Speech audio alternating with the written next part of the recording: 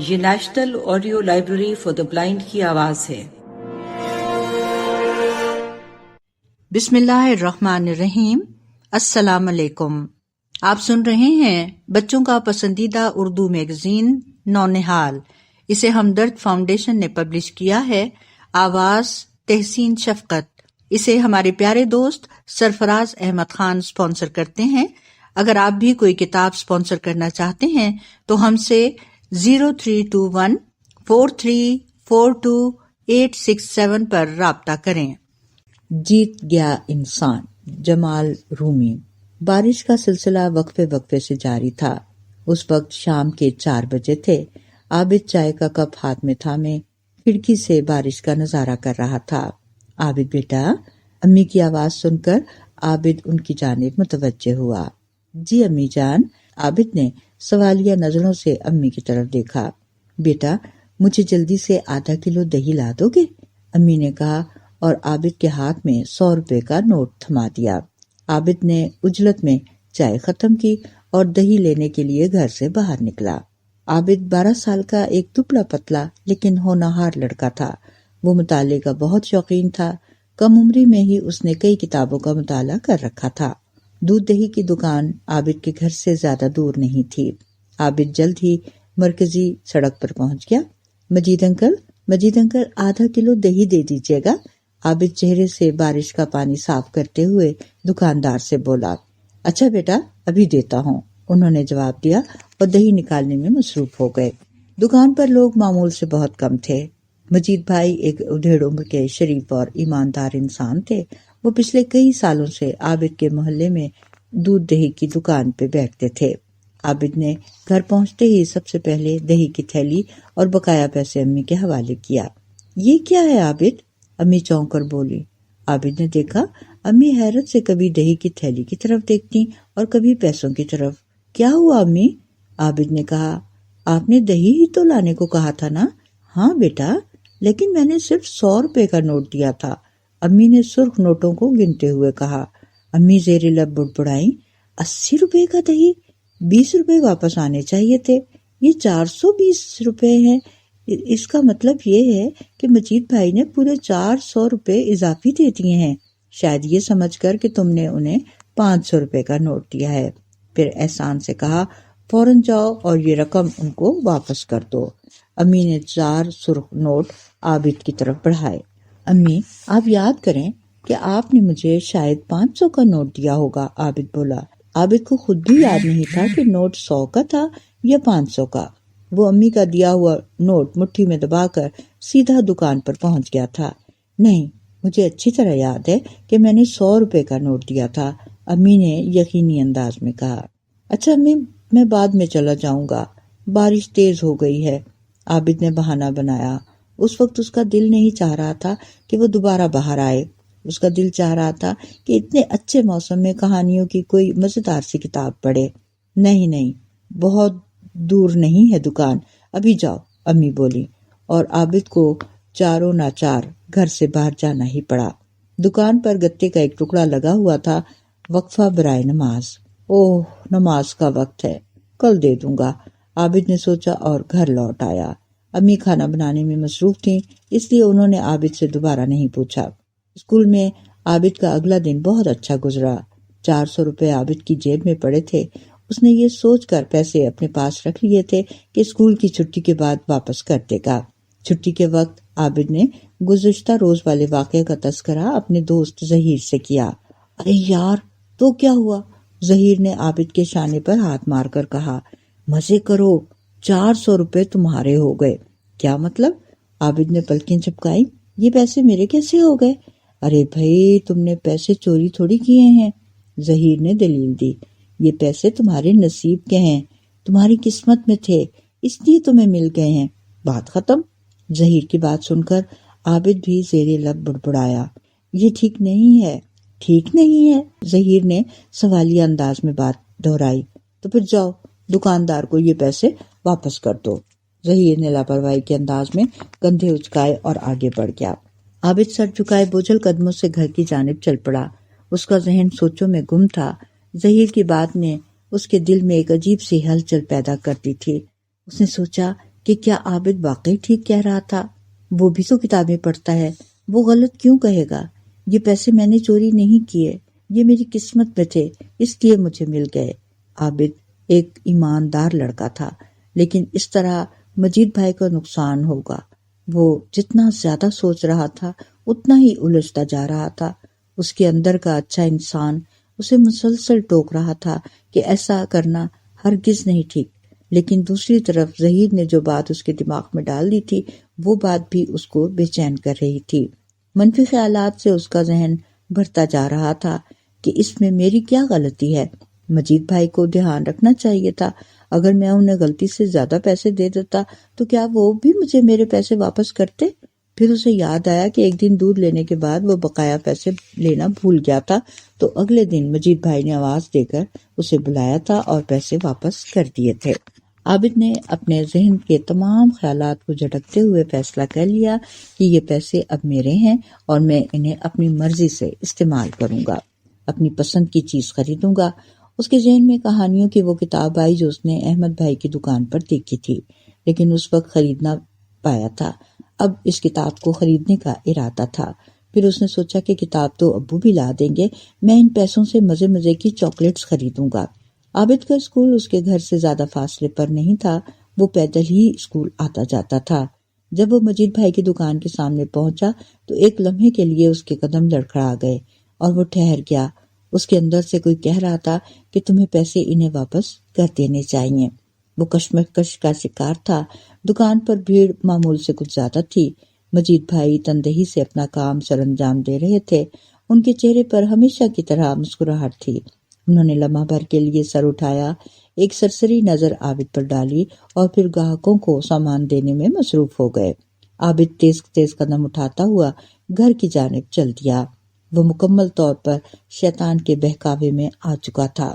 عابد رات کو سونے کے لیے بستر پر لیٹا تو ایک بار پھر اس کا ذہن ان پیسوں کی طرف چلا گیا۔ اس کی سوچیں منتشر تھیں، نیند اس سے کوسوں دور تھی۔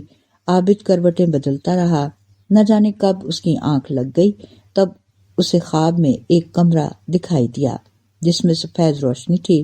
پھر اسے ایک دھیمی سی مردانہ آواز سنائی دی۔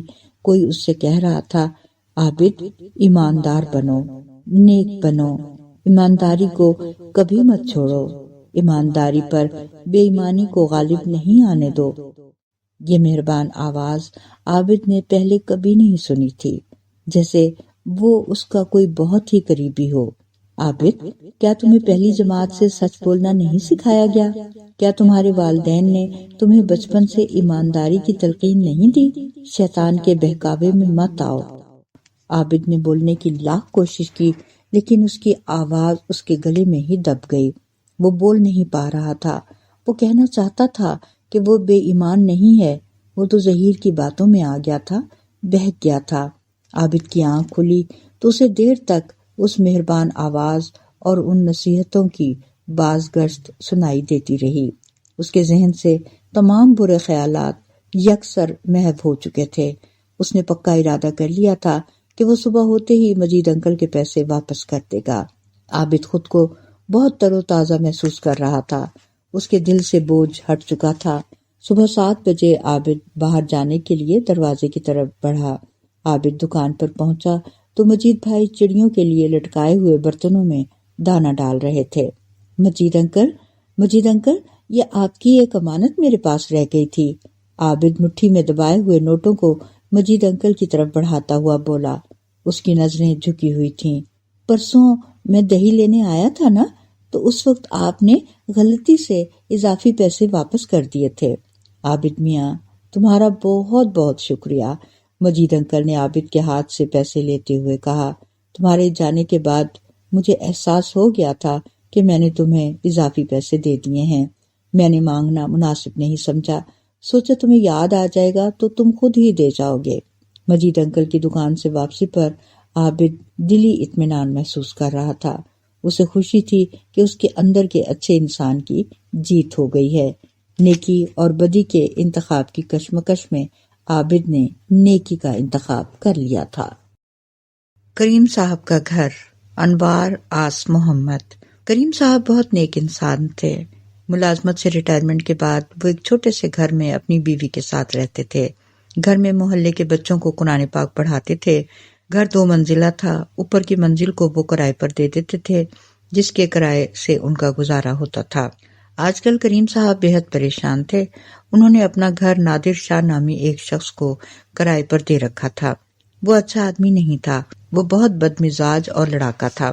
اب نادر نے کریم صاحب کو بہت تنگ کرنا شروع کر دیا تھا تاکہ وہ کریم صاحب کا گھر کسی نہ کسی طرح حاصل کر لے۔ کریم صاحب نے اپنے دوستوں سے مشورہ کیا، لیکن کوئی بھی ان کی مدد نہ کر سکا۔ اصل بات یہ تھی کہ کوئی بھی نادر شاہ سے دشمنی مول لینا نہیں چاہتا تھا۔ کریم صاحب پولیس کے پاس جانے سے گھبراتے تھے۔ وہ چاہتے تھے کہ معاملہ کسی طرح حل ہو جائے، لیکن ایسا نہ ہوا۔ نادر نے ایک دن کریم صاحب سے کہا کہ وہ ان کا گھر خریدنا چاہتا ہے اور 20 لاکھ روپے دے دے گا۔ لیکن میرا گھر تو 40 لاکھ سے اوپر کا ہے، کریم صاحب نے کہا۔ مولوی صاحب، آپ کا خیال کرتے ہوئے میں اتنی رقم دے رہا ہوں، ورنہ میرے پاس دوسرے راستے بھی ہیں، نادر نے سمجھانے والے انداز میں دھمکی دی۔ وہ شریف انسان تھے، کچھ نہ بولے۔ نادر نے انہیں سوچنے کے لیے 1 ہفتے کا وقت دیا۔ مجبوراً کریم صاحب ایک رشتہ دار کے ساتھ علاقے کے تھانے چلے گئے، لیکن علاقے کا SHO بھی شاید نادر شاہ کا دوست تھا۔ وہ ٹال مٹول سے کام لینے لگا۔ کریم صاحب نے ایک وکیل سے بات کی۔ وکیل نے بھی یہی کہا کہ مقدمہ کئی سال چل سکتا ہے اور پیسے بھی خرچ ہوں گے۔ ان حالات نے کریم صاحب کی پریشانی مزید بڑھا دی۔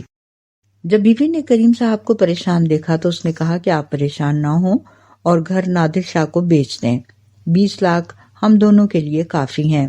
ہم ویسے بھی بوڑھے ہو چکے ہیں، اب اس عمر میں لڑائی جھگڑا کرنا یا عدالتوں کے چکر لگانا ہمارے بس کی بات نہیں۔ نادر شاہ تو خوشی سے کھل اٹھا۔ نادر شاہ اگلے ہی روز کریم صاحب کے پاس رجسٹرار صاحب کے دفتر پہنچا۔ جو ہی وہ دفتر میں داخل ہوا، رجسٹرار صاحب اپنی کرسی سے کھڑے ہو گئے، کیونکہ وہ اپنا استاد کریم صاحب کو پہچان گئے تھے۔ استاد محترم، آپ اپنا گھر کیوں فروخت کرنا چاہتے ہیں، اور وہ بھی اتنا سستا؟ سلام کرنے کے بعد رجسٹرار صاحب نے پوچھا۔ رجسٹرار اشرف اللہ ایک اچھے افسر تھے۔ وہ بھی علاقے کے بد کردار لوگوں کو جانتے تھے۔ وہ نادر شاہ کو بھی پہچان چکے تھے۔ آپ ڈرے نہیں، مجھے سب کچھ بتائیے، رجسٹرار نے کہا، اور پھر کریم صاحب نے انہیں ہر بات سمجھا دی اور سچ سچ بتا دی۔ یہ صورتحال دیکھ کر نادر شاہ کے ہوش اڑ گئے۔ بس پھر کیا تھا، رجسٹرار نے چپکے سے پولیس کو بلایا اور نادر شاہ کو زبردستی گھر خریدنے اور دھمکیاں دینے کے جرم میں اسی وقت گرفتار کروا دیا۔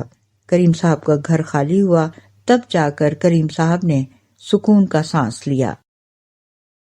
مہنگائی ہو گئی۔ عاصمہ فرحین، اٹھ نکمے، دن نکل آیا ہے اور تو ابھی تک سو رہا ہے، بندریا نے اپنے بیٹے ٹنکو کو چپل مارتے ہوئے کہا۔ اماں، صبح ہی صبح کیوں مجھے چپل سے مار رہی ہو؟ ٹنکو بندر درد سے کلبلایا۔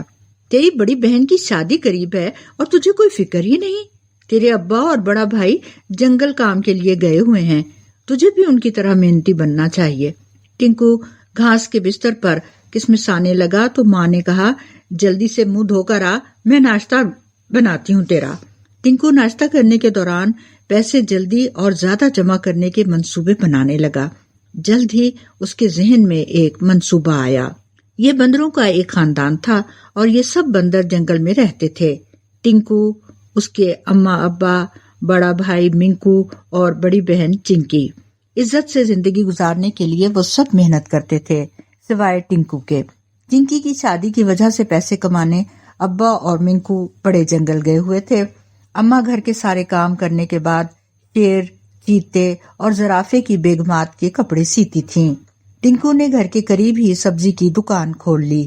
چنکی جنگل اسکول میں جانوروں کے چھوٹے چھوٹے بچوں کو ٹیوشن پڑھاتی تھی۔ ایک دن ٹنکو خوشی خوشی گھر سے باہر نکل آیا اور باہر اپنے دوستوں کے ساتھ کھیلنے لگا۔ اس کے دوست بھی اس کی طرح اپنی اماں کا کہنا نہیں مانتے تھے۔ 12 بج گئے تھے۔ چیل نے آ کر اسے خبردار کیا، ٹنکو جلدی سے دکان کھولو، تمہاری اماں چپل لے کر تمہیں ڈھونڈ رہی ہیں۔ ٹنکو کو چپل کی پٹائی سے بہت ڈر لگتا تھا۔ اس نے فوراً دکان کھول لی۔ سب سے پہلے خرگوش بھیا آئے۔ بھائی مجھے 2 کلو گاجریں تول دو۔ ٹنکو نے جلدی سے گاجریں تول کر دیں۔ یہ لو گاجریں، اور اصل قیمت سے زیادہ پیسے مانگے۔ مگر یہ تو بہت زیادہ پیسے ہیں، خرگوش بھیا نے منہ بنایا۔ کیا کروں بھیا، مہنگائی بڑھ رہی ہے، اگر لینا ہے تو لو ورنہ کہیں اور سے لے لو، ٹنکو مکاری سے بولا۔ قریب میں کوئی اور دکان تھی ہی نہیں، اس لیے ناچار خرگوش بھیا زیادہ پیسے دے کر گھر پہنچے۔ اماں کو سبزی دے کر ابا کے پاس برتنوں کی دکان پر پہنچے اور سارا ماجرا ابا کو کہہ دیا۔ ٹھیک ہے، اب تم بھی برتن تھوڑے مہنگے دام میں بیچنا، اس طرح ہم بھی زیادہ پیسے کما لیں گے۔ خرگوش کے بعد ہاتھی چاچا ٹنکو کے پاس پہنچے، جن کی لوہے اور سریے کی دکان تھی۔ انہوں نے گنا مانگا۔ مہنگا گنا ملنے پر انہوں نے بھی لوہے اور سریے کے دام بڑھا دیے۔ بکری اور گائے کو جب ٹنکو سے مہنگی گھاس ملی تو انہوں نے بھی دودھ میں پانی ملانا شروع کر دیا اور پیسے بڑھا دیے۔ اسی طرح سب جانور ایک دکان سے دوسری دکان پر جاتے اور مہنگی اشیاء خریدنے کے بعد اپنی اپنی چیزوں کے دام بڑھا دیتے۔ اماں بندریا بہت خوش تھیں کیونکہ ٹنکو بیٹا انہیں روزانہ بہت سے پیسے لا کر دے رہا تھا۔ اب اسے ابا بندر اور منکو کا انتظار تھا تاکہ وہ جلدی سے اپنی بیٹی کی شادی کی تیاری کر سکے۔ کچھ ہی دنوں میں وہ بھی سوٹ کیس میں بہت سارا سامان لے کر آئے تھے۔ پھر ابا بندر اور اماں بندریا خریداری کے لیے نکل پڑے۔ سب سے پہلے وہ خرگوش برتن والے کے پاس گئے۔ برتن کی قیمتیں بڑھ گئی تھیں۔ انہوں نے سوچا کہ برتن بعد میں لے لیں گے، پہلے دوسرا سامان لے لیں۔ پھر وہ آنٹی لومڑی کے پاس ملبوسات کی خریداری کے لیے گئے۔ اماں بندریا نے کپڑے کی قیمت سن کر ریچھ سنار سے پہلے سونے کے زیورات لینے کا ارادہ کیا۔ سونے کی قیمت سن کر ان دونوں کو پسینے آ گئے۔ اس طرح وہ جنگل کی سب دکانوں پر گئے، یہاں تک کہ خرگوش کی دکان پر واپس پہنچے۔ آخرکار اماں بندریا سے نہ رہا گیا، فوراً بولی، ابھی کچھ دنوں پہلے تک تو سب چیزوں کے دام مناسب تھے، اب ایسا کیا ہو گیا کہ ہر چیز مہنگی مل رہی ہے؟ خرگوش بھیا ان کی بات سن کر ہنسے۔ لو اماں جی، آپ کو ٹنکو نے نہیں بتایا کہ مہنگائی ہو گئی ہے؟ پھر ان دونوں نے سب سے پوچھا اور معلومات حاصل کی تو معلوم ہوا کہ سب سے پہلے ٹنکو نے مہنگائی شروع کی تھی۔ پھر وہ دونوں میاں بیوی تھوڑی دیر چھپ کر اپنے بیٹے کو بھاؤ تاؤ کرتے ہوئے دیکھتے رہے۔ اب اماں بندریا کو معلوم ہوا کہ اتنے سارے نوٹ کس طرح آ رہے تھے۔ آخر اماں بندریا سے رہا نہ گیا، نوکدار سینڈل سے ٹنکو بندر کو مارنے لگی۔ کمبخت، تیری بدعنوانی کی وجہ سے بازار میں ہر چیز مہنگی ہو گئی ہے۔ جنگل کے سب جانور یہ تماشا دیکھ رہے تھے۔ آخر ہاتھی اور ریچھ نے ٹنکو کی جان بخش پائی۔ ٹنکو اب اپنی حرکت پر شرمندہ ہو گیا تھا۔ اس نے اپنے اماں ابا کے ساتھ سب جانوروں سے نہ صرف معافی مانگی بلکہ کہا کہ وہ آئندہ محنت کر کے کمائے گا۔ ادھر جنگل کا بادشاہ شیر بھی بازار کا دورہ کرنے آ گیا۔ اس نے ریچھ کو ہدایت کی کہ ہر چیز کے نرخ مقرر کیے جائیں اور عمل درآمد نہ ہونے والوں کو سزا دی جائے۔ کچھ ہی دنوں بعد اماں بندریا اور ابا بندر نے اپنی بیٹی کی شادی کے لیے نہ صرف دل کھول کر خریداری کی بلکہ شادی پر پورے جنگل کو شادی کی دعوت دی۔ چنکی کی شادی پر سب جانوروں نے مزیدار دعوت اڑائی اور برسوں تک یہ شادی یادگار رہی۔ کھانا چور، عائشہ اطہر۔ دانی کو مطالعے کا نیا نیا شوق ہوا تھا اور وہ بھی جاسوسی کہانیوں کا۔ دن بھر جاسوسی کہانیاں پڑھتے پڑھتے وہ خود کو بھی کسی جاسوسی کہانی کا حصہ لگنے لگا تھا۔ اس کی پرتجسس نگاہیں مسلسل کسی مشن کی تلاش میں رہتی تھیں اور ہر شخص انہیں چلتا پھرتا کیس نظر آتا تھا۔ اسکول میں اسپورٹس ڈے کی تیاریوں کی وجہ سے بچوں کا صبح کا وقت گراؤنڈ میں گزرتا تھا۔ کلاس میں داخل ہوتے وقت بچوں کو تھکن اور بھوک کا عالم ہی اور ہوتا تھا اور لنچ بریک کا انتظار مشکل ہوتا تھا۔ گھنٹی بجتے ہی بچوں نے اپنے اپنے کھانے کے ڈبے اٹھائے اور باہر جانے لگے۔ ارے میرا ٹفن کہاں گیا؟ جعفر کی آواز آئی۔ کیا مطلب؟ عمر نے پوچھا۔ مطلب یہ کہ میرا کھانے کا ڈبہ خالی ہے، میں نے خود لنچ رکھتے ہوئے اپنی امی کو دیکھا تھا، اس نے مس فرزانہ سے شکایت کی۔ بچوں، اگر آپ میں سے کسی نے جعفر کا کھانا کھا لیا ہے تو بتا دے ورنہ ہم تلاشی لیں گے، مس فرزانہ نے خبردار کیا۔ نہیں مس، ہم نے نہیں لیا، آپ تلاشی لے سکتی ہیں، بچوں نے خاصا برا مان کر کہا۔ مس فرزانہ نے تمام بچوں کا لنچ چیک کیا مگر وہ کہیں ہوتا تو ملتا۔ بیٹا آپ مجھ سے پیسے لے لیں اور کینٹین سے کچھ لے لیں، مس فرزانہ نے پیشکش کی، لیکن جعفر نے صاف انکار کر دیا۔ دانی نے جعفر کو اپنا آدھا حصہ دے دیا۔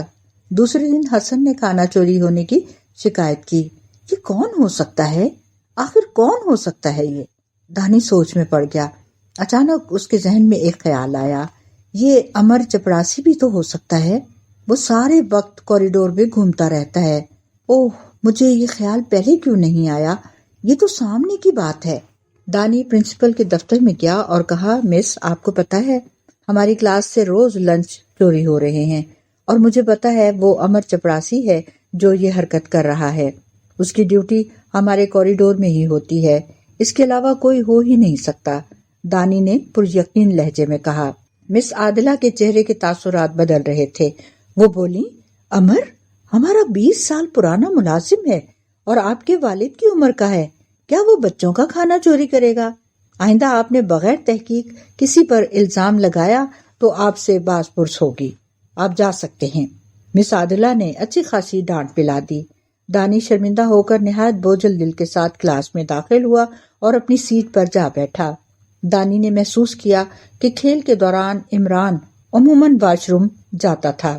ابھی وہ کچھ سوچ ہی رہا تھا کہ فزکس کے سر واجد نے دانی سے اس کے ہوم ورک کا پوچھ لیا۔ سر میں کل ہوم ورک کرنا بھول گیا تھا۔ دانی نے سر کھجایا۔ دانی، آپ سپورٹس میں نہیں جائیں گے بلکہ لائبریری میں بیٹھ کر اپنا کام مکمل کریں گے، سر واجد نے دانی کو ہدایت کی۔ دانی کی تو من کی مراد بر آئی۔ لائبریری سے وہ مسلسل عمران کی نگرانی کر سکتا تھا۔ جیسے ہی عمران نے واش روم کے بہانے کلاس کی طرف قدم بڑھائے، دانی نے فوراً کلاس کا رخ کیا اور دیکھا کہ عمران اسد کے بستے میں سے لنچ نکال کر کھا رہا ہے۔ دانی سوچتا جا رہا تھا کہ کیا کرے۔ پھر اس نے مس فرزانہ سے بات کرنے کا فیصلہ کیا۔ مس، مجھے پتا ہے کہ وہ کون ہے جو لنچ کھا رہا ہے، میں چاہتا ہوں کہ آپ اسے رنگے ہاتھوں پکڑ لیں۔ یار جعفر، آج میری امی نے کھانے میں بہت زبردست چیز تیار کی ہے۔ دوسرے دن صبح دانی نے عمران کو سنانے کے لیے زور سے کہا، وقفے میں کھاؤں گا، اس وقت زیادہ بھوک لگی ہوتی ہے۔ حسب توقع عمران نے کھیلوں کے دوران واش روم کا بہانہ بنا کر کلاس کا رخ کیا اور سیدھا دانی کے بیگ میں سے لنچ باکس نکالا۔ برگر کھانے کے لیے اس نے جیسے ہی منہ کھولا، مس فرزانہ کی آواز آئی، ٹھہریے عمران۔ عمران کے ہاتھ سے برگر نیچے گر گیا اور اس کے ہاتھ کانپنے لگے۔ کلاس میں مس فرزانہ کے علاوہ چپراسی بھی تھا۔ عمران، یہ کیا حرکت ہے؟ مس فرزانہ کو غصہ آ گیا۔ مس وہ میری امی آفس میں کام کرتی ہیں، انہیں صبح بہت جلدی ہوتی ہے، وہ مجھے پیسے پکڑا دیتی ہیں، پیسے بچانے کی خاطر مجھ سے یہ غلطی ہو جاتی ہے، مجھے معاف کر دیں، آئندہ ایسا نہیں کروں گا، عمران روتے ہوئے کہہ رہا تھا۔ عمر نے تعریفی نظروں سے دانی کو دیکھا۔ بھائی دانی، تم تو اچھے خاصے جاسوس ہو۔ ہاں، بس اس چکر میں ڈانٹ خاصی کھانی پڑ گئی۔ دانی کو پرنسپل اور سر واجد کی ڈانٹ یاد آ گئی۔ یہ national audio library for the blind کی آواز ہے۔ 5 فروری یوم کشمیر، کشمیر اور کشمیری، سلیم فروخی۔ قیام پاکستان کے وقت برصغیر میں تقریباً 700 ریاستیں تھیں جو داخلی طور پر خود مختار تھیں۔ قانون تقسیم ہند کی روح سے ان ریاستوں کو تقسیم کے بعد پاکستان یا بھارت کے ساتھ الحاق کا حق دیا گیا تھا۔ قیام پاکستان کے وقت کشمیر میں 40 لاکھ مسلمان آباد تھے جو مجموعی آبادی کا 80% تھے۔ جغرافیائی، مذہبی اور تمدنی اعتبار سے اس ریاست کا الحاق پاکستان کے ساتھ ہونا چاہیے تھا۔ جب برصغیر میں آزادی کی تحریک چل رہی تھی، اس وقت کشمیر میں بھی آزادی کی تحریک شروع ہوئی۔ تحریک کے رہنماؤں میں شیخ عبداللہ اور چودھری غلام عباس نمایاں تھے، جنہوں نے مل کر مسلم کانفرنس کے نام سے سیاسی جماعت قائم کی۔ کانگریسی لیڈروں نے کشمیری رہنماؤں کو یقین دلایا کہ اگر مسلم کانفرنس کو غیر طبقاتی شکل دے دی جائے، یعنی ہندو مسلم دونوں کو ایک شمار کیا جائے، تو مہاراجہ کشمیر کے خلاف جد و جہد میں ان کی مدد کریں گے۔ دونوں لیڈر ہندوؤں کے جھانسے میں آ گئے اور مسلم کانفرنس نیشنل کانفرنس میں تبدیل ہو گئی۔ لیکن جلد ہی مسلمانوں اور ہندوؤں کا اختلاف سامنے آ گیا۔ پاکستان کے مطالبے سے جو نئی صورتحال سامنے آئی، اس کی روح سے مسلم اکثریت کی بنیاد پر کشمیر پاکستان کا لازمی حصہ قرار دیا جانے لگا۔ اس وقت قائد اعظم نے شیخ عبداللہ کو اپنا ہم خیال بنانے کی کوشش کی، لیکن شیخ عبداللہ نے اپنے ذاتی مفاد کی خاطر قومی مفاد قربان کر دیا اور قائد اعظم کی کوشش کامیاب نہ ہو سکی۔ بھارت کے لیے کشمیر کی بہت اہمیت تھی، کیونکہ کشمیر پر قبضہ کرنے سے وہ تمام دریا بھارت کے قابو میں آ جاتے جن پر مغربی پاکستان اور بھارت کی معیشت کا انحصار تھا۔ اس کے علاوہ پاکستان کے اہم علاقے فوجی اعتبار سے غیر محفوظ ہو جاتے۔ بھارت کا پہلا گورنر جنرل چونکہ ہندوستان کا آخری وائسرائے لارڈ ماؤنٹ بیٹن تھا، جو پاکستان کو ہر طرح نقصان پہنچانے کی قسم کھائے ہوئے تھا۔ تقسیم کے بعد اس نے ہندو اکثریت والی ریاستوں کو بھارت سے الحاق کا حکم دے دیا، جن کے حکمران مسلمان تھے، لیکن مہاراجہ کشمیر کو ایسی ہدایت نہیں دی کہ مسلم اکثریت کی بنا پر وہ پاکستان سے الحاق کرے۔ حالانکہ مہاراجہ کشمیر خوب جانتا تھا کہ کشمیری مسلمان پاکستان کے ساتھ رہنا چاہتے ہیں۔ قیام پاکستان کے وقت یہاں بے شمار مسائل تھے۔ ان حالات سے فائدہ اٹھا کر بھارت نے کشمیری مسلمانوں کو کمزور کرنے کے لیے ان کی بستیوں پر منظم حملے شروع کروا دیے۔ مجبور ہو کر کشمیری مسلمانوں نے مہاراجہ کے خلاف بغاوت کر دی۔ یہ آگ ریاست کے کونے کونے میں پھیل گئی۔ ان حالات سے گھبرا کر مہاراجہ بھارت فرار ہو گیا اور 27 اکتوبر 1947 کو کشمیر کا الحاق بھارت سے کر دیا گیا، جس پر پاکستان نے آواز اٹھائی کہ کشمیر میں 3/4 سے زیادہ مسلمان رہتے ہیں، اس لیے بھارت سے اس کا الحاق ناجائز ہے۔ اس الحاق کے ساتھ ہی بھارت نے اپنی فوجیں کشمیر میں اتار دیں۔ اس وقت پاکستانی فوج کا کمانڈر ان چیف انگریز تھا۔ قائد اعظم نے اسے کشمیر پر حملہ کرنے کا حکم دیا، لیکن انگریز کمانڈر نے ان کا حکم ماننے سے انکار کر دیا۔ جب بھارت نے اپنی فوجیں کشمیر میں اتاری تو کشمیری نوجوانوں نے جہاد کی تحریک شروع کر دی۔ جہاد کی تحریک شروع ہوئی تو کشمیری مسلمان بھائیوں کی مدد کے لیے صوبہ سرحد کے پٹھان بھائی مختلف جتھوں کی صورت میں جہاد میں شریک ہو گئے۔ ان کے ساتھ قبائلی علاقوں کے لوگ اور پاکستانی رضاکار بھی جوق در جوق جہاد میں شریک ہوئے۔ دیکھتے ہی دیکھتے ایک بڑے علاقے کو بھارت کے چنگل سے آزاد کرا لیا گیا، جو آج آزاد کشمیر کہلاتا ہے۔ بھارت نے کشمیر ہاتھ سے نکلتا دیکھا تو اس نے اقوام متحدہ سے فریاد کی۔ اقوام متحدہ کی مداخلت سے جنگ بندی ہو گئی۔ اگر یہ جنگ بندی چند ہفتے اور نہ ہوتی تو آج کشمیر پاکستان کا حصہ ہوتا۔ اس سے پاکستان کے بہت سے مسئلے حل ہو جاتے اور کشمیر نام کا کوئی جھگڑا نہ ہوتا۔ کشمیر کے مسئلے کے حل کے لیے 1949 میں اقوام متحدہ میں یہ قرارداد منظور ہوئی کہ کشمیری مسلمانوں کو خود فیصلہ کرنے کا حق ہے کہ وہ خود جس سے چاہے الحاق کریں، لیکن بھارت نے انہیں اپنے چنگل میں جکڑ رکھا تھا۔ پاکستان نے بار بار یہ معاملہ اقوام متحدہ میں اٹھایا، لیکن بھارت کی ہٹ دھرمی کے آگے اقوام متحدہ نے بھی گھٹنے ٹیک دیے۔ تاریخ گواہ ہے کہ جب کبھی مسلمانوں کے مفاد میں کوئی مسئلہ اقوام متحدہ میں پیش ہوا تو اس کے حل میں ناانصافی کرتے ہوئے ہمیشہ ٹال مٹول سے کام لیا گیا۔ موجودہ صورتحال یہ ہے کہ بھارت کا ظلم انتہا کو پہنچ چکا ہے۔ 5 اگست 2019 کو اس نے کشمیر کو بھارت میں ضم کرنے کا بل راجیہ سبھا سے منظور کرا لیا ہے۔ کشمیر کڑے پہرے میں ہے۔ یہ پورا خطہ ایک بڑی جیل کی شکل اختیار کر چکا ہے۔ نوجوانوں کو گھروں سے پکڑ کر ٹارچر سیلوں میں ڈال دیا جاتا ہے۔ نہتے کشمیریوں کی زندگی اجیرن کر دی گئی ہے۔ وہاں آج بھی پاکستان زندہ باد کے نعرے گونج رہے ہیں۔ اب بھارتی فوج نے ایسے تربیت یافتہ کتے تیار کیے ہیں جن کے جسم پر جدید آلات نصب ہوں گے اور انہیں بلٹ پروف جیکٹ بھی پہنائی جائے گی۔ ان کتوں کے جسم پر لگے آڈیو ویڈیو سسٹم سے 1 کلومیٹر کے فاصلے سے کمپیوٹر کے ذریعے نگرانی کی جائے گی تاکہ حیرت پسندوں کے خلاف کارروائی میں آسانی ہو۔ اللہ تعالیٰ سے دعا ہے کہ وہ کشمیری مسلمانوں کے لیے عافیت کی کوئی صورتحال پیدا فرما دے۔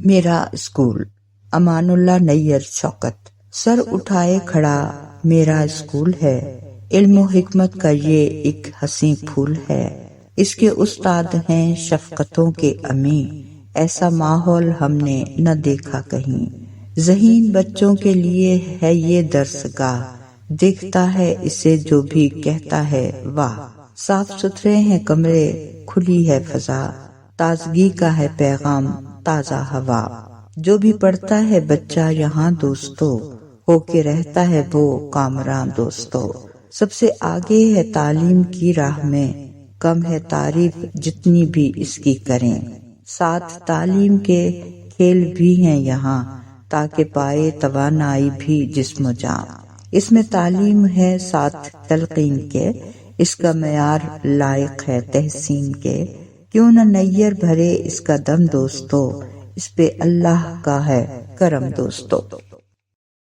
جذبہ باہم بیت بازی، خوش ذوق نونہالوں کے لیے دل میں اتر جانے والے اشعار۔ میں نے مانا کہ کچھ نہیں غالب، مفت ہاتھ آئے تو برا کیا ہے، رہتا ہے عبادت میں ہمیں موت کا کھٹکا، ہم یاد خدا کرتے ہیں کر لے نہ یاد خدا، کون رکھے گا ہمیں یاد اس دور خود غرضی میں، حالات ایسے ہیں کہ لوگوں کو خدا یاد نہیں، عرش تک ہو نہیں سکتی جو رسائی نہ سہی، یہی انسان کی ہے معراج کہ انسان ہو جائے، دین و دنیا سے گیا محروم وہ، ہو گیا وہ شخص غافل کام سے، کون کس کی راہ میں حائل ہوا، بھیڑ میں یہ فیصلہ مشکل ہوا، پھول ہی ہاتھ لگیں ہاتھ میں کانٹے نہ چبھیں، آپ بھی آئے ہیں کیا خوب تمنا لے کر، اقبات میں پیمانہ اظہار نہ دیکھو، جب زہر ہی پینا ہے تو مقدار نہ دیکھو، کہنے کو زندگی تھی بہت مختصر مگر کچھ یوں بسر ہوئی کہ خدا یاد آ گیا، ہے دعا یاد مگر حرف دعا یاد نہیں، میرے نغمات کو انداز نوا یاد نہیں۔ کتاب خزانہ، کتاب زندگی گزارنے کا عمدہ سلیقہ سکھاتی ہے، آپ بھی اچھی کتابوں کا مطالعہ کیجیے اور معاشرے میں کامیاب فرد کی حیثیت سے زندگی گزاریے۔ اس ماہ کی منتخب کتب یہ ہے: نمبر 1، نگر نگر کی کہانیاں، قیمت 110 روپے، مرتب کشور ناہید، ناشر نیشنل بک فاؤنڈیشن اسلام آباد۔ نونہالوں کی شخصیت اور کردار سازی کے لیے دلچسپ کہانیوں کی یہ ایک مفید کتاب ہے۔ اس کتاب میں مختلف ملکوں مثلاً یونان، چین، جرمنی، ڈنمارک، افریقہ، روس، خطۂ عرب، ناروے، ہندوستان، آرمینیا، پرتگال اور اسٹونیا کی 16 مختلف لوک کہانیاں ترجمہ کی گئی ہیں۔ نونہالوں کی ذہنی قابلیت بڑھانے اور ان کی معلومات میں اضافے کے لیے یہ ایک مفید کتاب ہے۔ نمبر 2، بچوں کی دلچسپ کہانیاں، قیمت 60 روپے، ناشر ثنا پبلیکیشنز کراچی۔ اس کتاب میں بچوں کو تاریخ سے آگاہ کرنے کی خاطر 5 کہانیاں شائع کی گئی ہیں۔ کتاب میں مسلمانوں کے جن 5 مختلف سپہ سالاروں کے حالات زندگی اور مہمات کا ذکر کیا گیا ہے، ان میں محمد بن قاسم، سلطان محمود غزنوی، سلطان شہاب الدین غوری، شمس الدین التمش اور سلطان غیاث الدین تغلق شامل ہیں۔ ان سپہ سالاروں کی زندگی کا خلاصہ نہایت آسان اور دلچسپ زبانوں میں کہانیوں کی شکل میں بیان کیا گیا ہے۔ صحت کی بات، ٹماٹر، ایک پھل ایک ترکاری۔ ٹماٹر ایک مفید پھل ہے جو ترکاری کے طور پر استعمال کیا جاتا ہے۔ اسے انگریزی میں ٹومیٹو اور عربی میں طماطم کہتے ہیں۔ پکا ہوا ٹماٹر سرخ ہوتا ہے اور یہی زیادہ استعمال ہوتا ہے۔ سرخ ٹماٹر کچا بھی کھایا جاتا ہے۔ آسانی سے دستیاب ہونے والے مفید پھلوں میں اس کا جواب نہیں۔ پہلے یہ صرف جنوبی امریکہ کے ملک پیرو میں پایا جاتا تھا۔ بہت عرصے تک وہاں کے لوگ اسے زہریلا پھل سمجھ کر استعمال نہیں کرتے تھے۔ 19ویں صدی میں امریکہ اور یورپ کے لوگ اسے شوق سے کھانے لگے۔ اب تو دنیا بھر میں اس کی کاشت ہوتی ہے اور ہر جگہ اور ہر موسم میں آسانی سے مل جاتا ہے۔ دوسرے رسدار پھلوں کی طرح اس کا بھی رس نکال کر پیا جاتا ہے۔ اس میں غذائی اجزاء کافی مقدار میں ہوتے ہیں۔ کمزور نونہالوں کو پابندی سے ٹماٹر کھانا چاہیے۔ اس سے جسم میں خون پیدا ہوتا ہے اور بیماریوں سے لڑنے کی طاقت پیدا ہوتی ہے۔ صبح ناشتے سے پہلے ایک ٹماٹر کھا لینا مفید ہے۔ کچا ٹماٹر کھانے سے پہلے اچھی طرح دھونا چاہیے۔ غذاؤں میں حیاتین یعنی وائٹامنز کی اہمیت سے کسی کو انکار نہیں ہے۔ ٹماٹر میں وائٹامن اے، بی اور سی وافر مقدار میں موجود ہوتے ہیں، جو ہمارے جسم کی طاقت اور ہڈیوں کی مضبوطی کے لیے ضروری ہیں۔ اس کے علاوہ ٹماٹر میں معدنی نمکیات اور فولاد بھی خوب ہوتا ہے۔ اسی سے جسم میں خون پیدا ہوتا ہے۔ ٹماٹر بھوک بھی لگاتا ہے اور کھانا ہضم بھی کرتا ہے۔ کیونکہ آنتوں کے فعل کو درست رکھتا ہے، اس لیے قبض کی شکایت بھی نہیں رہتی ہے۔ ٹماٹر سے چہرے اور آنکھوں کی زردی بھی دور ہوتی ہے۔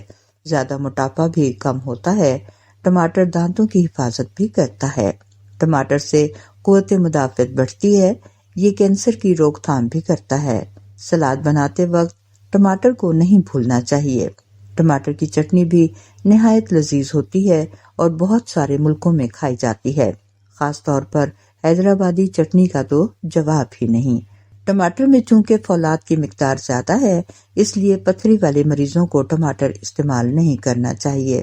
اس میں ترشی یعنی کھٹا پن بھی ہے، اس لیے نزلہ زکام اور کھانسی میں احتیاط کرنی چاہیے۔ فریج میں ٹماٹر کو پلاسٹک کے شاپر میں رکھنے کی بجائے کاغذ کے لفافے میں رکھیں تو وہ زیادہ دیر تک تازہ رہتا ہے۔ ٹماٹر کا چھلکا ہضم نہیں ہوتا، اس لیے سالن میں ڈالنے سے پہلے ٹماٹر کو ہلکی آنچ پہنچا کر چھلکا گرم کر لیں۔ گرم ہو کر چھلکا پھٹ جائے گا اور اب ہاتھ سے اسے الگ کر دیں۔ اب آپ کو ٹماٹر کے لذیذ سوپ کی ترکیب بتاتے ہیں۔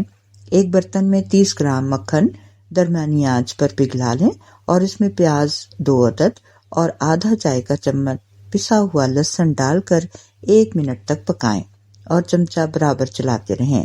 5 منٹ بعد پہلے سے تیار شدہ مرغی کی یخنی تقریباً 1.5 پاؤ ڈال دیں اور مزید 5 منٹ تک پکائیں۔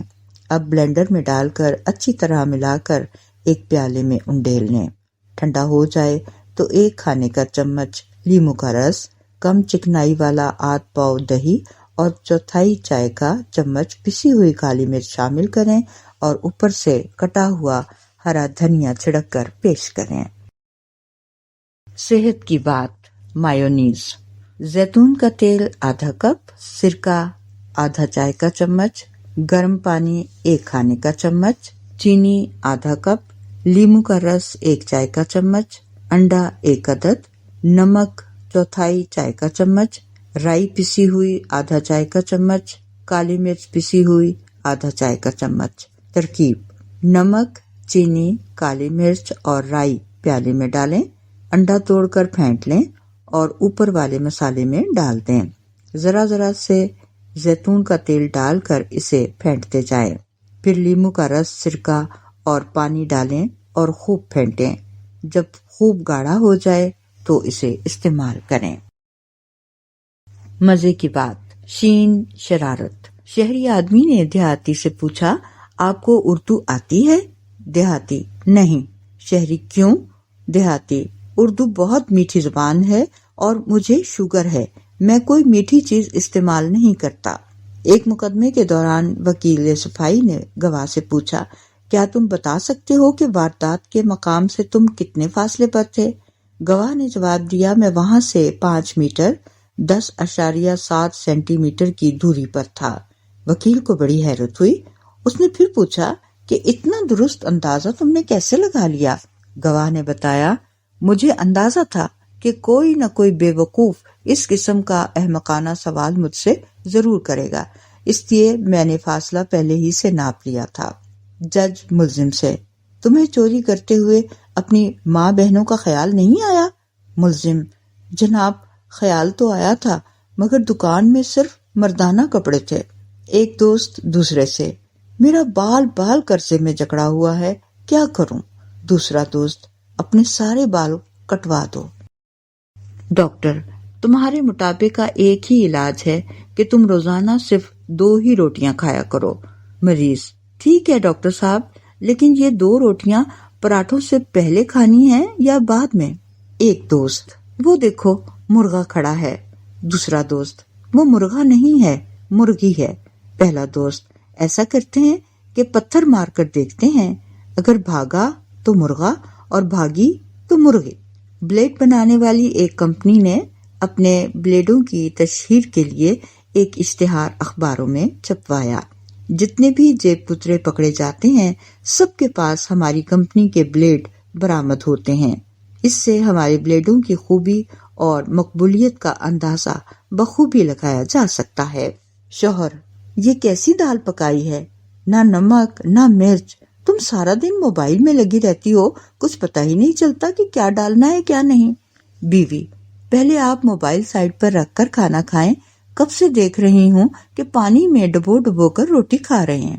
ایک آدمی پہلی مرتبہ ہوائی جہاز میں بیٹھا ہوا کھڑکی سے نیچے دیکھ رہا تھا۔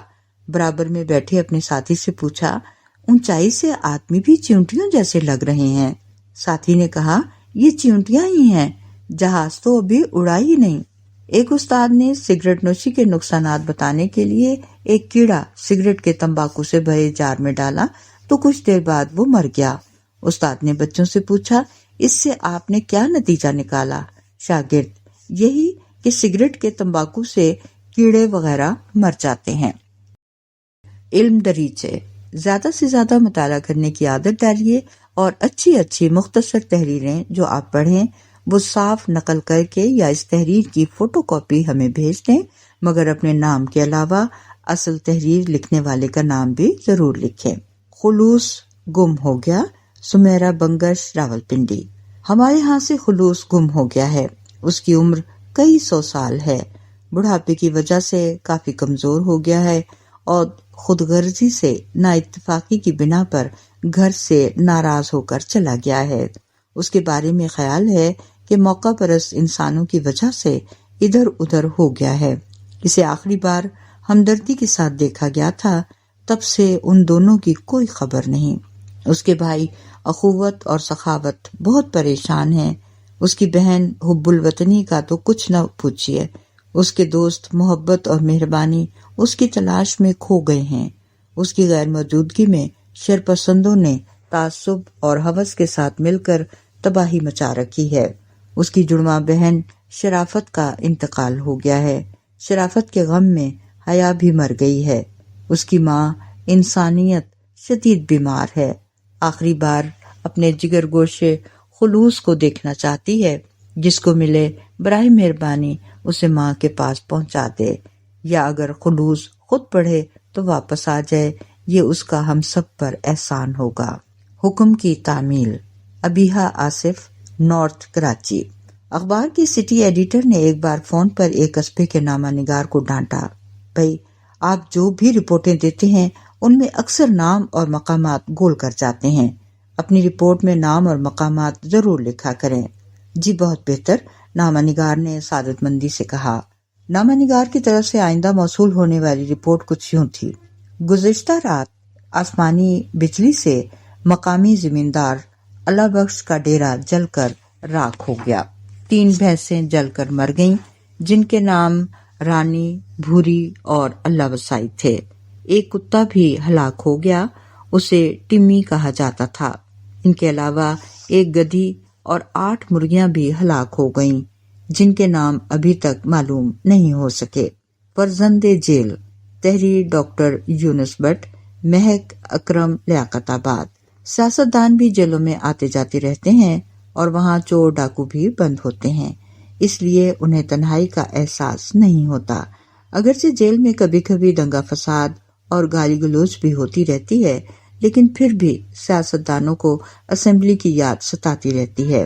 اسمبلی ایسی جگہ ہے جہاں ہر بندہ خود کو دیانتدار اور دوسرے کو سیاستدان سمجھتا رہتا ہے۔ اگرچہ ہیرا ہیرے کو، لوہا لوہے کو اور انسان انسان کو کاٹتا ہے، لیکن کبھی ہم نے یہ نہیں سنا کسی سیاستدان یا جاگیردار کے گھر ڈاکہ پڑا ہو۔ ابتدائی حساب: تحریر ابن انشا، پسند سعید بدر لاہور۔ حساب کے 4 قاعدے ہوتے ہیں: جمع، تفریق، ضرب، تقسیم۔ جمع: مہنگائی کے دنوں میں تاجروں کے لیے جمع کا مفہوم یہ ہے کہ 2 جمع 2 برابر ہے 11، اور عام لوگوں کے لیے 1 جمع 1 برابر ہے 1.5۔ نمبر 2، تفریق۔ تفریق لوگوں میں تفریق ڈالنے اور پھوٹ ڈالنے کا کردار ادا کرتی ہے، لیکن حاصل تفریق سوائے ندامت اور شرمندگی کے اور کچھ نہیں ہوتا۔ نمبر 3، ضرب۔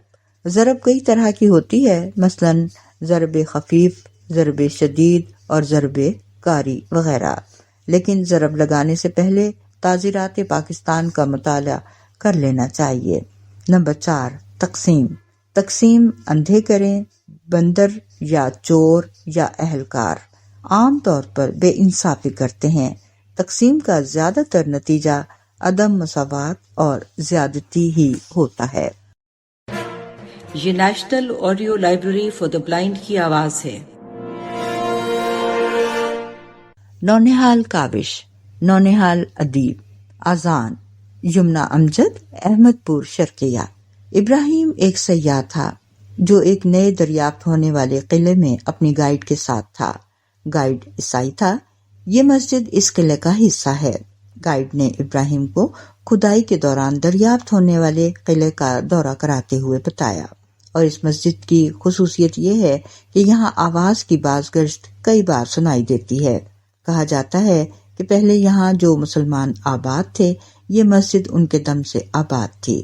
گائیڈ نے ابراہیم کو سوچ میں ڈوبا ہوا دیکھ کر تفصیل بتائی، لیکن ایسا تو پہاڑی علاقوں میں ہوتا ہے کہ آواز پہاڑوں سے ٹکرا کر واپس آتی ہے، مگر یہاں تو ایسا نہیں ہے۔ ابراہیم نے سوال کیا، تم مسلمان ہو نا؟ پادری نے تجسس سے پوچھا۔ تمہیں شک ہے کیا؟ نہیں، بس یوں ہی پوچھ لیا ہے۔ کچھ دیر بعد گائیڈ نے کہا، تم یہاں اذان دے کر دیکھو، آواز گونج کر ایک سما پیدا کر دیتی ہے۔ میں ابراہیم کچھ گھبرا سا گیا۔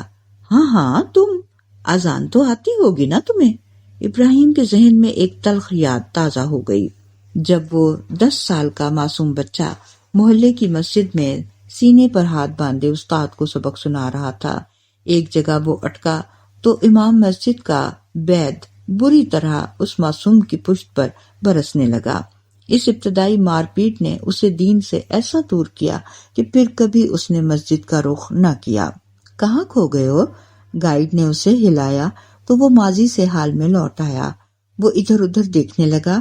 لاشعوری طور پر وہ یہ اطمینان کر رہا تھا کہ کہیں مسجد کا امام بیت لے کر اس کے پیچھے تو نہیں چلا آیا۔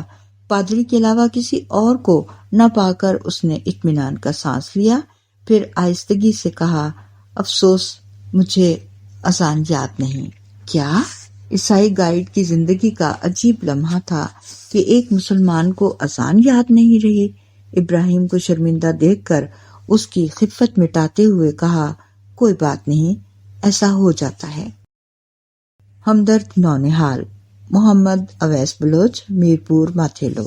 میرا ہمیشہ ساتھ نبھاتا ہے نونہال، ہر ماہ میرے پاس یہ آتا ہے نونہال، ہیں سلسلے تمام ہی اس کے مجھے پسند، ان سب سے مجھ کو روز لبھاتا ہے نونہال، ہے بات اس کی پہلی کہ یہ پہلی بات میں حکمت کی باتیں مجھ کو بتاتا ہے نونہال، جاگو جگاؤ کھولے دریچے دلوں کے سب آداب سارے ہم کو سکھاتا ہے نونہال، ہوتا ہوں جب اداس کبھی میں کسی سبب، شین اور شرارتوں سے ہنساتا ہے نونہال، قندیل ہے جسے کیا روشن سعید نے، ہر دل میں شمع جلاتا ہے نونہال، جس نے بھی ایک بار پڑھا ہے اسے اویس، گرویدہ اس کو اپنا بناتا ہے نونہال۔ قیمتی چھٹیاں، عرفہ زینب، ڈیرہ غازی خان۔ آریان کمپیوٹر پر کچھ کام کر رہا تھا کہ اس کی بہن ثنا کمرے میں داخل ہوئی اور اعلان کیا، کرونا وائرس کے خطرے کی وجہ سے حکومت نے اسکولوں میں 1 مہینے کی مزید چھٹیاں بڑھا دی ہیں۔ آریان بے اختیار اس کی طرف متوجہ ہوا تو وہ پھر بولی، ساری چھٹیاں ہی بیکار گزری ہیں۔ آریان، مگر اب نہیں گزریں گی۔ وہ کیسے؟ ثنا نے پوچھا۔ آن لائن نمائش منعقد ہو رہی ہے، پوری دنیا سے لوگ شرکت کریں گے، آریان نے کہا۔ پھر کیا ہوگا؟ ثنا نے پوچھا۔ کیونکہ ہم دونوں اچھی تصویریں بنا لیتے اس لیے ہم اپنے ہاتھ سے بنی ہوئی تصویریں نمائش میں رکھیں گے۔ ہو سکتا ہے کہ لوگ ہماری تصویروں کو پسند کریں اور ہم سے خرید لیں، آریان نے تفصیل بتائی۔ ہاں، خیال تو بہت اچھا ہے، ثنا بولی۔ ثنا اور آریان نے اپنی اپنی تصاویر نمائش میں رکھنا شروع کی۔ کئی لوگوں نے انہیں پسند کیا اور کئی تو ان تصویروں کو آن لائن خریدنے پر بھی تیار ہو گئے۔ اس طرح آریان اور ثنا نے چھٹیوں میں اپنے موبائل اور کمپیوٹر کا اچھا استعمال کیا اور چھٹیوں کو بھی قیمتی بنا لیا۔ درخت کی باتیں، سارا خان، میرپور خاص۔ میں اور میری چھوٹی بہن ایک درخت کے نیچے جھولا جھول رہے تھے۔ میری چھوٹی بہن نے درخت کے کچھ پتے توڑے تو کسی کے کراہنے کی آواز آئی۔ ادھر ادھر دیکھا تو کوئی بھی نہیں تھا۔ چھوٹی بہن نے دوبارہ پتے توڑے، دوبارہ وہی آواز سنائی دی۔ میں نے پوچھا، کون؟ آواز آئی، میں درخت ہوں۔ پہلے تو میں حیران رہ گئی کہ درخت بھی بول سکتا ہے۔ میں نے پوچھا، تم کیوں کرا رہے ہو؟ درخت نے کہا، جب کوئی میرے پتے توڑتا ہے تو مجھے تکلیف ہوتی ہے۔ میں نے کہا، معاف کرنا، ہم نے تمہیں تکلیف دی جبکہ تمہارے تو بہت سے فائدے ہیں۔ درخت بولا، ہاں، میرے سائے میں بیٹھ کر لوگ سکون محسوس کرتے ہیں۔ میں قدرتی ٹھنڈک فراہم کرتا ہوں، اس کے علاوہ میں ہوا کو صاف رکھتا ہوں۔ میں نے کہا، آج کل ماحول میں آلودگی بہت زیادہ ہے، اس کی کیا وجہ ہے؟ درخت نے بتایا کہ اس کی سب سے بڑی وجہ یہ ہے کہ انسان ہمیں کاٹ کاٹ کر تیزی سے ختم کر رہا ہے۔ گلیاں چوڑی کرنے، نئی بستیاں بسانے کے لیے ہمیں کاٹ دیا جاتا ہے۔ ہم آکسیجن بھی فراہم کرتے ہیں۔ ہمیں ختم کرنے کی وجہ سے دنیا میں گرمی بھی بڑھ رہی ہے، جسے گلوبل وارمنگ کہتے ہیں۔ گرمی کی شدت سے جنگلات میں آگ لگ جاتی ہے۔ میں نے پوچھا، انسانوں کو کوئی پیغام دینا چاہتے ہیں؟ درخت بولا، انسانوں کے لیے میرا پیغام یہ ہے کہ وہ زیادہ سے زیادہ درخت لگائیں۔ اگر کسی وجہ سے درخت کاٹنا پڑے تو اس کی جگہ دوسرا درخت لگائیں اور مہربانی کر کے میرے پتے نہ توڑا کریں۔ قابل اعتماد، تحریم عمر، کوئٹہ کینٹ۔ سائرہ اپنے ماں باپ کی اکلوتی اولاد تھی۔ وہ ایک فرمانبردار اور ایماندار بچی تھی۔ محلے کے تمام لوگ اس سے پیار کرتے تھے اور اس کی اپنی جماعت کی لڑکیوں سے دوستی تھی، لیکن سائرہ کسی کا راز نہ چھپاتی تھی۔ جب بھی اس کی سہیلیاں اس پر اعتماد کرتی تھیں تو وہ وعدہ خلافی کر کے بھانڈا پھوڑ دیتی۔ اس کی امی اسے مسلسل سمجھاتی کہ بیٹا، اگر کوئی تم پر بھروسہ کرے تو اس کا راز کسی کو نہیں بتانا چاہیے، مگر اس کے کان پر جوں تک نہ رینگتی۔ ایک دن وہ حسب معمول اسکول میں وقفے کے دوران سہیلیوں کے ساتھ کھیلنے کے لیے گئی تو انہوں نے اسے نظر انداز کر دیا۔ اس نے وجہ پوچھی تو اس کی دوست ایمن نے کہا، سائرہ، تم ہمیشہ ہمارا راز کھول دیتی ہو اور وعدہ بھی پورا نہیں کرتی۔ جیسے پچھلے ہفتے تمہیں آمنہ نے ماریا کی سالگرہ کی خوشی میں اسے سرپرائز دینے کا بتایا تو تم نے ماریا کے سامنے اس کا ذکر کر دیا اور مزہ کرکرا ہو گیا۔ اب ہم تم پر اعتماد نہیں کرتے۔ سائمہ نے کہا، یہ تمہاری بری عادت ہے، ہمیں ایک قابل اعتماد سہیلی چاہیے۔ معاف کرنا، یہ کہہ کر وہ کھیلنے میں مشغول ہو گئیں، جبکہ سائرہ رونے لگی۔ اب پچھتاوے کیا ہوت جب چڑیاں چگ گئیں کھیت۔ احساس، ثروت آفتاب، اسلام آباد۔ شدید گرمی کا موسم تھا۔ شہر کے لوگ سورج کو برا بھلا کہہ رہے تھے۔ سورج کے لیے یہ شکایتیں نئی نہیں تھیں، یہ شکایت گرمیوں کے موسم میں اپنے عروج پر ہوتی تھیں۔ شکایتیں سن کر سورج کو بہت برا لگتا تھا۔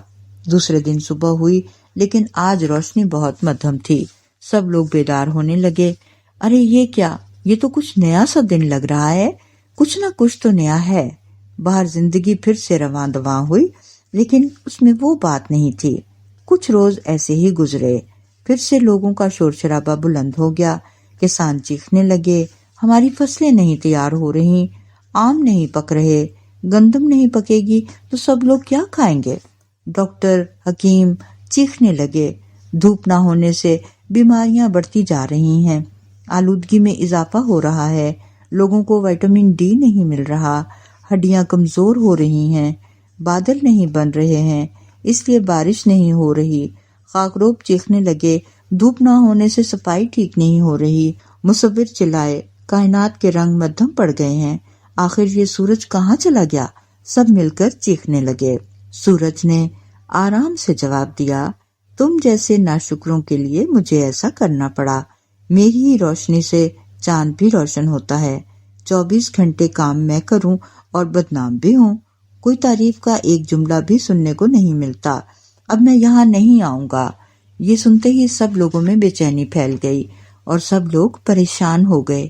تب سورج نے کہا، یہ سارا کچرا، یہ گندگی، یہ ماحولیاتی آلودگی تم سب کی پھیلائی ہوئی ہے۔ تم لوگوں نے اس زمین کو رہنے کے قابل ہی نہیں چھوڑا۔ اس کی تباہی کی ذمہ دار تم لوگ ہو۔ جب تک تم لوگ اس کو ٹھیک نہیں کرو گے میں بھی اپنی حرارت نہیں دوں گا۔ جب تم لوگ معاملات درست کر لو، زمین کو صاف ستھرا کر لو تو مجھے بتا دینا۔ سبھی کو اپنی غلطی کا احساس ہو گیا۔ سب نے صفائی کی مہم میں بڑھ چڑھ کر حصہ لیا۔ کافی محنت اور مشقت کے بعد صفائی ستھرائی مکمل ہوئی۔ سورج نے جب جھانک کر دیکھا تو اس کو بھی اپنی آنکھوں پر یقین نہیں آیا کہ یہ وہی شہر ہے۔ لوگوں نے سکھ کا سانس لیا۔ شکر ہے آج سورج نے اپنی شکل تو دکھائی۔ سب لوگ خوشی سے سرشار تھے۔ زندگی پھر سے رواں دواں ہو گئی۔ نونہال کاوش انتخاب تصویری کہانی شمارہ نمبر 2021 میں بچوں کو کہانی لکھنے کی ترغیب دینے کے لیے جو تصویر شائع کی گئی تھی، اس تصویر میں لکھی ہوئی بہت سی کہانیاں موصول ہوئی ہیں۔ ان میں سے منتخب کہانیاں شائع کی جا رہی ہیں۔ بھوکا مرغا، کنسا محمد عقیل شاہ لیاری۔ کھڑکی سے کھٹ کی آواز نے اسماعیل کو چونکا دیا۔ وہ پڑھائی میں مصروف تھا۔ اس نے کتاب بند کی اور کھڑکی کے پاس آ کر جھانکا تو وہاں ایک مرغا ادھر ادھر گملوں میں چونچ مار رہا تھا۔ مرغا بھوکا تھا۔ اسماعیل نے کھڑکی میں رکھے دانے مرغے کے پاس گرا دیے اور وہ فوراً کھانے لگا۔ پیٹ بھرنے کے بعد مرغے نے اسماعیل کی طرف اس طرح دیکھا جیسے اسماعیل کا شکریہ ادا کر رہا ہو۔ مرغا ایسی جگہ سے بھاگ کر آیا تھا جہاں کا مالک بہت سست تھا، نہ وقت پر دانہ ڈالتا اور نہ ہی پنجرے کی صفائی کرتا۔ بدبو سے مرغے کا دم گھٹتا تھا۔ ایک صبح جب دانہ ڈالتے ہوئے دروازہ کھلا رہ گیا تو مرغا بھاگ کر یہاں آ گیا۔ اسماعیل کے سلوک سے مرغا خوش ہوا۔ اسماعیل مرغے کو اس کے مالک کے پاس لے گیا اور اسے سمجھایا کہ جانوروں کے ساتھ رحم دلی کا برتاؤ کرنا چاہیے۔ اسلام نے ہمیں جانوروں سے اچھا سلوک کرنے کی ہدایت کی ہے۔ مرغے کے مالک کو اپنے غلط سلوک کا احساس ہوا اور اس نے اسماعیل سے وعدہ کیا کہ وہ آئندہ خیال رکھے گا۔ نمبر 2، بھاگ اٹھا مرغا، طیبہ محمد جاوید کراچی۔ علی کو اپنا ایک مرغا بہت پسند تھا۔ ایک دن بلی نے مرغے پر حملہ کر دیا۔ مرغا تیزی سے اپنی جان بچاتا ہوا بھاگا اور کچھ دیر میں علی کی نظروں سے اوجھل ہو گیا۔ 2 ہفتے گزر گئے لیکن علی اپنے گمشدہ مرغے کو نہ بھولا۔ ایک دن پچھلی گلی میں وہ اپنے دوست امجد کے گھر گیا تو اسے وہاں اپنا مرغا نظر آیا۔ اس کی خوشی کی کوئی انتہا نہ تھی۔ امجد باہر آیا۔ علی نے سب سے پہلے مرغے کے بارے میں پوچھا۔ کمرے میں بیٹھنے کے بعد امجد نے بتایا کہ یہ مرغا اسے سڑک پر زخمی حالت میں ملا تو مجھے ترس آیا اور میں اسے گھر لے آیا۔ علی نے امجد کو پوری بات بتائی تو اس نے مرغا علی کے حوالے کر دیا۔ اس دن کے بعد سے علی نے ہمیشہ بلیوں کے حملے سے اسے محفوظ رکھا۔ نمبر 3، بیمار مرغا، زنیرہ میرپور خاص۔ بلال کو جانور پالنے کا بہت شوق تھا۔ اس کے پاس ایک مرغا بھی تھا جو مختلف رنگوں کا مجموعہ تھا۔ وہ ہر روز مرغے کو اپنے کمرے کی کھڑکی میں سے دیکھتا۔ مرغا بھی روز باغ میں بڑے سے پتھر پر کھڑا ہوتا اور اذان دے کر بلال کو بیدار کرتا۔ ہر روز کی طرح آج جب بلال کو مرغے کی آواز سنائی نہ دی تو اس نے کھڑکی سے جھانک کر دیکھا، مرغا ایک طرف نڈھال پڑا ہوا تھا۔ آج مرغا کچھ بیمار تھا۔ بلال جلدی سے اٹھا اور مرغے کو جانوروں کے ڈاکٹر کے پاس لے گیا۔ ڈاکٹر نے مرغے کو دوا دی۔ بلال مرغے کو گھر لایا اور اسے دانا اور پانی کھلایا۔ کچھ دن بعد مرغا تندرست ہو گیا۔ آج بلال بہت خوش تھا۔ اس نے جب کھڑکی سے مرغے کو دیکھا تو مرغا اس طرح بلال کی طرف دیکھ رہا تھا جیسے اس کے احسان کا شکریہ ادا کر رہا ہو۔ نمبر 4، مرغا یا الارم، عروج زہرہ، نواب شاہ۔ احمد یوں تو بہت اچھا بچہ تھا، مگر صبح دیر تک سونے کی عادت کی وجہ سے اسے امی اور ابو کی ڈانٹ سننا پڑتی، اور وہ دیر سے اٹھنے کی وجہ سے ہمیشہ تاخیر سے اسکول پہنچتا اور تمام دن سست رہتا۔ اکثر اسے مرغا بننا پڑتا۔ ہر سال امتحان میں بھی بہت کم نمبروں سے پاس ہوتا۔ اس کی اس عادت کی وجہ سے اس کے ابو بہت پریشان رہتے تھے۔ ایک دن احمد کے ابو پرندوں کی دکان سے ایک مرغا خرید لائے۔ احمد مرغے کو دیکھ کر حیران ہو گیا اور ابو سے پوچھا، ابو آپ یہ مرغا کیوں لائے ہیں؟ یہ تو گھر میں گندگی پھیلائے گا اور پودے بھی نوچ دے گا۔ احمد کے ابو نے کوئی جواب نہ دیا اور مسکراتے ہوئے چلے گئے۔ دوسرے دن صبح ہی صبح مرغے نے اذان دی۔ مسلسل اذانوں سے احمد کی آنکھ جلدی کھل گئی اور جلد ناشتہ کر کے تیار ہو کر اسکول روانہ ہو گیا۔ اس طرح روزانہ مرغا سویرے سویرے اذان دیتا اور احمد جلدی نیند سے بیدار ہو جاتا۔ صبح جلدی اٹھنے کی وجہ سے اب احمد تمام دن چاق و چوبند رہتا۔ اس کا پڑھائی میں بھی دل لگ گیا۔ اس طرح اب احمد کے اس سال امتحان میں نمبر بھی اچھے آئے اور سب گھر والے اور اساتذہ بھی احمد کی تعریف کرتے رہے۔ اب احمد ابو کے مرغا گھر میں لانے کی بات کو سمجھ چکا تھا۔ یہ national audio library for the blind کی آواز ہے۔ بوجھ پہیلی، حریم خان۔ سامنے آ کر دے دو، نہ مارا جائے نہ زخمی ہو۔ اونٹ کی طرح بیٹھے، ہرن جیسی چال، عجیب طرح کا جانور، دم لمبی نہ بال۔ عجیب و غریب ہے وہ ایک نار، رکھے ہمیشہ پانی سے وہ خار۔ گول گول وہ الجھی، نس نس میں رس، نام جو اس کا بتاؤ، دوں میں روپے 10۔ خدا کی کھیتی کا دیکھا یہ حال، نہ کوئی پتا نہ کوئی ڈال، نہ بیج ڈالا نہ جوتا ہل، اور نہ لگے اس میں کوئی پھل۔ محترم قلمکاروں سے گزارش، جو قلمکار ہمدرد نونہال کے لیے اپنی تصویریں ارسال کرتے ہیں، عذرائے کرم وہ تحریروں کے ساتھ اپنا نام، پتہ اور رابطہ نمبر ضرور لکھا کریں۔ ای میل سے تحریریں بھیجنے والے قلمکار بھی اپنا ڈاک کا پتہ اور فون نمبر ضرور لکھا کریں تاکہ رسالہ اور معاوضہ بر وقت مل سکے۔ ای میل سے جو تحریریں بھیجیں وہ ان پیج پروگرام میں ہوں۔ تمام معیاری تحریریں باری آنے پر شائع ہوتی ہیں۔ اگر تحریر شائع نہ ہو تو بددل نہ ہو، مزید اچھا لکھنے کی کوشش کریں۔ انعامی سلسلوں کے ساتھ کوپن آنا ضروری ہے۔ صرف انعام یافتہ نونہالوں کے نام شائع کیے جاتے ہیں۔ نام زیادہ ہونے کی وجہ سے قرعہ اندازی کے ذریعے فیصلہ کیا جاتا ہے۔ اپنے کوپن مقررہ تاریخ کے اندر ارسال کیا کریں، بعد میں آنے والے کوپن مسترد کر دیے جاتے ہیں۔ بوجھ پہیلی کے جوابات: نمبر 1 آئینہ، نمبر 2 مینڈک، نمبر 3 آگ، نمبر 4 جلیبی اور نمبر 5 بال۔ نونہال لغت: اجیرن، الف زبر جیم چھوٹی یہ، رے زبر نون، دشوار، دوبھر، وبال جان، تکلیف دہ۔ الحاق، الف زیر لام، ہے زبر الف، قوف، شامل کرنا، ایک چیز یا ملک کو دوسرے سے ملانا۔ انحصار، الف زیر نون، ہے زیر سواد زبر الف، رے، دار و مدار، منحصر ہونا، موقوف ہونا۔ اوسان، الف زبر واو، سین زبر الف، نون، ہوش و حواس، ہمت، حوصلہ۔ بدعنوان، بے زبر دال، عین پیش نون، واو زبر الف نون، ہیرا پھیری کرنے والا، بد اتوار، رشوت خور۔